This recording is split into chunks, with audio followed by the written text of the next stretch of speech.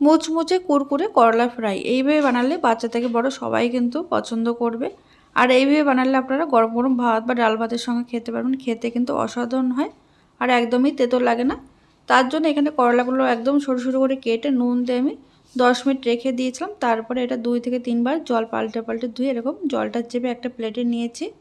এবার এর মধ্যে দিয়ে দিচ্ছি আমি 2 চামচ মতো চালের গুঁড়ো, দিয়েছি 1 চামচ কর্নফ্লাওয়ার, সামান্য লাল লঙ্কার গুঁড়ো, স্বাদ মতো নুন, সামান্য জোয়ান, চাট মশলা, সামান্য হলুদ দিয়ে খুব ভালো করে মেখে নিতে হবে। এবার তার উপরে দিয়ে দিচ্ছি আরও 1 চামচ মতো কর্নফ্লাওয়ার, দিয়ে হালকা হাতে মেখে নেওয়ার পর এগুলোকে ভাজার জন্য দেখুন এখানে আমি কড়াইতে বেশ খানিকটা সর্ষের তেল গরম করতে বসিয়েছি।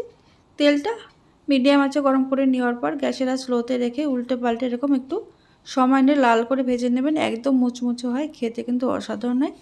এইভাবে বাড়িতে বানিয়ে কমেন্টে জানাতে ভুলবেন না কেমন হয়েছে।